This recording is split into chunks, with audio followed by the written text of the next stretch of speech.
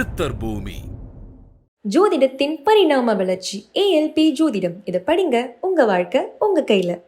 அனைவருக்கும் வணக்கம். நான் உங்கள் நண்பன் மோசஸ் ஏஎல்பி ஜோதிடர், சென்னையிலிருந்து.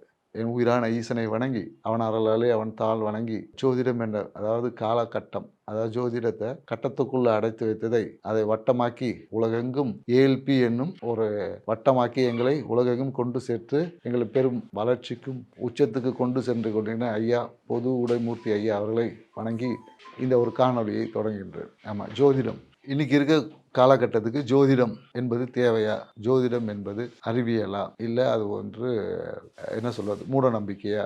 இப்படின்ற நிறைய கான்செப்டை உலகிட்டு இருக்கு. இப்போ இந்த இடத்துல ஜோதிடம் நமக்கு தேவையா இல்லையா, ஜோதிடம் என்பது என்னன்றதை நம்ம புரிஞ்சுக்கிட்டோன்னா இது நமக்கு தேவையா இல்லையா என்பதை இலகுவா நம்மளால. ஏன்னா இப்போ ஜோதிடம் என்பது என்னன்னாக்கா, நமக்கும் நம்மளை சுற்றி இருக்க இயற்கைக்கும் உள்ள ஒரு தொடர்பை தான் இங்கே ஜோதிடம் என்பது சொல்கிறது. இந்த ஜோதிடம் என்பது கால கண்ணாடி அப்படின்னு சொல்லுவாங்க. நம்ம கால கண்ணாடி, இப்போ நம்ம முகத்தை எப்படி இருக்கும் நம்ம தெரிஞ்சுக்கணும்னா நமக்கு ஒரு கண்ணாடி தேவைப்படும். ஸோ அந்த கண்ணாடியை பார்க்கும் போது நம்ம முகத்தில் இருக்கக்கூடிய நிறை குறைகளை நாம் சீராக்கி நம்ம அழகாக்கிக்கிறோம். அதே போல தான் இப்போ நம்மளை பற்றி நம்ம தெரிஞ்சுக்கணும் அப்படின்னா நம்ம என்ன பண்ணுறோம், தெரிஞ்சுக்கிட்டா நம்மளை பற்றி தெரிஞ்சுக்கணும்னு என்ன தெரியும், நமக்கு கேட்டால் ஏதோ நான் இப்படி நான் அப்படின்னு நம்ம சொல்லுவோம். ஆனால் நமக்கும் இயற்கைக்கு உள்ள புரிதலை நம்ம உணர்ந்து கொள்ளணும்னா அதுக்கு நம்ம ஜோதிடம், நம்மளோட ஜாதகம் என்பது மிக முக்கியமான ஒரு கருவியாக இருக்குது. நம்ம ஜாதகத்தை நம்ம பார்த்து ஆய்வு செய்யும் போது நம்மளுடைய பலம் பலகீனங்களை நம்ம இலகுவாக உணர்ந்துக்க முடியும். ஸோ அதை கொண்டு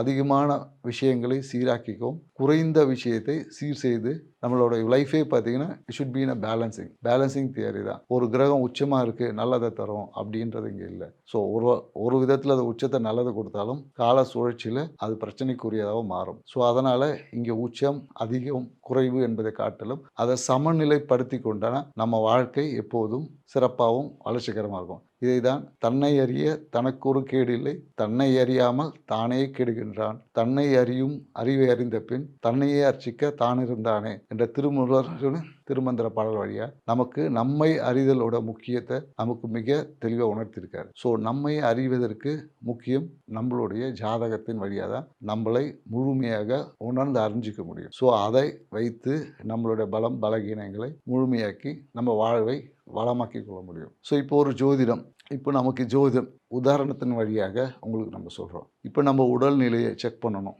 அப்படின்னும் போது நமக்கு உடனே ஒரு டாக்டரை போய் சந்திக்கிறோம்.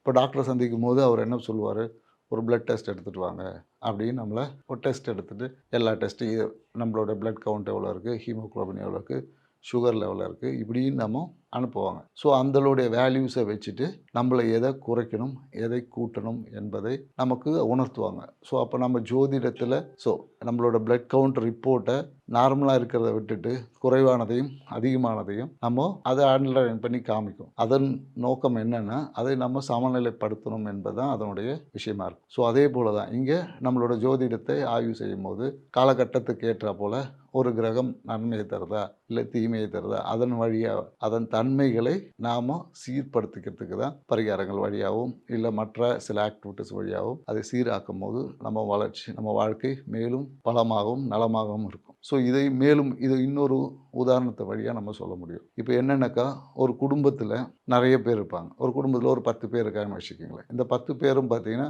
எல்லாருக்கும் குடும்பம்னும் போது இப்போ தான் நம்ம ஹோட்டலில் சாப்பிட்றோம், இதுக்கு முன்னாடி வீட்டில் தான் சமைப்பாங்க. ஸோ அந்த சமையல் என்பது எல்லாருக்கும் ஒரே சமையலாக தான் இருக்கும், ஒரே விஷயத்தை தான் சாப்பிட்ருப்பாங்க, ஒரே விஷயத்தான் இருப்பாங்க. ஆனால் அதில் ஒருத்தருக்கு பார்த்தீங்கன்னா ஏதோ ஒரு உடல் சுகம் இல்லாமல் செக் பண்ணும் போது அவருக்கு ஒரு ஹீமோக்ளோபின் குறைபாடுன்னு வச்சுப்போமே. அப்போ நாம் இந்த இடத்துல நம்ம என்ன நினைக்கிறோம், அவருக்கு ரத்தம் குறைவாக இருக்குது.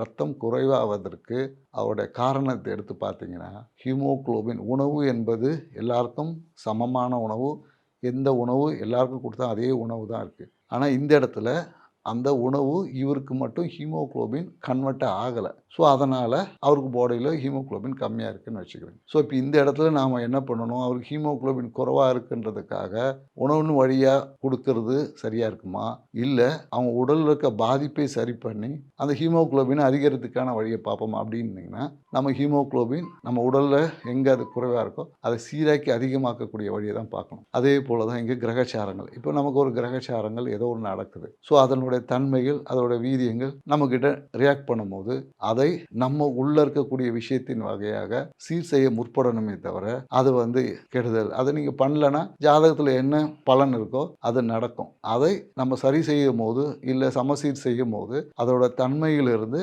நம்மளை தற்காத்து கொள்ளவும் நம்மளுடைய வளர்ச்சியை மேன்மைப்படுத்திக் கொள்ளவும் நம்மளுடைய வாழ்வியல் நோக்கத்தை அறியவும் இந்த ஜாதகம் ஜோதிடம் என்பது மிகப்பெரிய ஒரு வரப்பிரசாதமாக இருக்குது. இப்போ ஜோதிடம் அதுலேயே இருக்குது. என்னன்னாக்கா ஜோதி உள்ள இடம் சொல்லுவாங்க. ஜோதியை திடமாக்கக்கூடிய ஒரு சார்ட்னு நம்ம சொல்லலாம். ஸோ ஜோதிடர் என்பதுனாக்கா ஜோதியை திடமாக்க சொல்லக்கூடிய நபர்னு நம்ம எடுத்துக்கலாம். ஸோ நம்ம ஆத்ம என்ற ஜோதியை நம்ம வளமாக வச்சுக்கும் போது தான் நம்மளுடைய ஆன்மீகம் என்பது இங்கே சிறப்பாக இருக்கும். நம்மளுடைய ஆன்மீகம் என்பது சிறப்பாக இருந்தால் தான் நம்மளோட வாழ்வியல் என்பது சிறப்பாக இருக்கும். ஸோ அப்போ இங்கே நம்மளோட உடல் பொருள் ஆன்மா இவை அனைத்தையும் நம்ம சிறப்பாக வைத்துக்கொள்ள இங்கே ஒரு இன்றியமையாத விஷயமா இருக்குது. இதில் எந்த ஒரு விஷயத்தில் நம்ம ஒரு பாதிப்பு வந்தாலும் இங்கே வாழ்வியலில் அது ஒரு பிரச்சனையாகவும் ஒரு தடுமாற்றத்தை கொடுக்கக்கூடியதாகவும் இல்லை நிறைய ப்ராப்ளமேட்டிக்ஸ் எதிர்கொள்ளக்கூடியதாகவும் தான் இருக்குது. ஸோ இதை நாம் சீராக்க நம்ம முற்பட்டோன்னா நம்ம வாழ்வை இன்று போல் என்றும் சிறப்பாக வச்சுக்க முடியும்.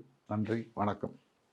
ஜோதிடத்தின் பரிணாம வளர்ச்சி ஏஎல்பி ஜோதிடம். இதை படிங்க, உங்க வாழ்க்கை உங்க கையில. சித்தர் பூமி.